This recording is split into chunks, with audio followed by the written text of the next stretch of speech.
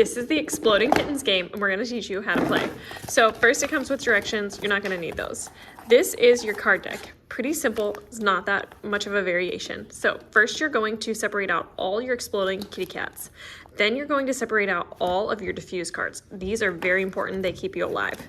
Then the rest of the cards in this deck, you will actually shuffle this deck. Now, the first step is to deal every player in the game 7 cards.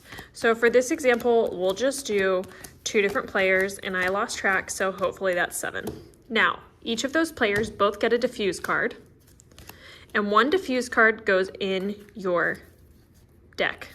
Now, the Exploding Kittens card, since we only have 2 players, you're only going to place 1 of these exploding kitty cats in this deck of cards. So the object of the game is to stay alive. So if you get an exploding kitten, you have to have a diffuse card, one of these guys, to actually diffuse the exploding kittens and not die. If you do not have a diffuse card and you pull an exploding kitty cat, you have died.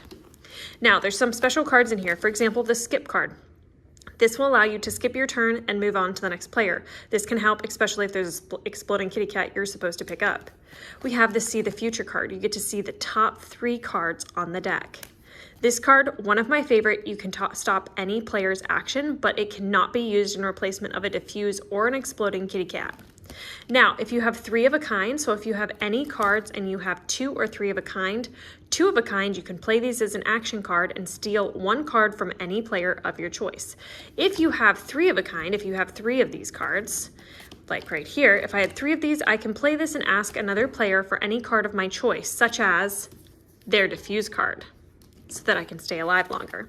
There's also fun cards in here like the Favor card, where you play this as an action card and the person that you have asked, they must give you a card of their choice. Or you can play the Attack card, which skips your turn to draw, and the next person after you actually has to play 2 turns. So a typical turn would look like this. All of these would be shuffled up in a playing deck. You would have this deck right here. You'd be playing your card. So here is my cards right here. So because I don't have like a great hand right now, I might just say I want to see the future and see what next 3 cards. So I would get to look at the next 3 cards, and these all look good to me, so I don't have to worry. So I'll draw a card, and then my turn is over. Every turn, whether you play an action or not, you must draw a card.